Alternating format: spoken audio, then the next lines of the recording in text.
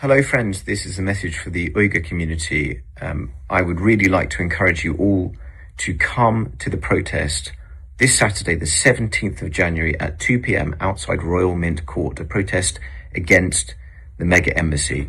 This is going to be the biggest protest yet. It's going to have the most senior political representation yet, and it comes just a few days before the government has to make a decision on this. We have it all to play for.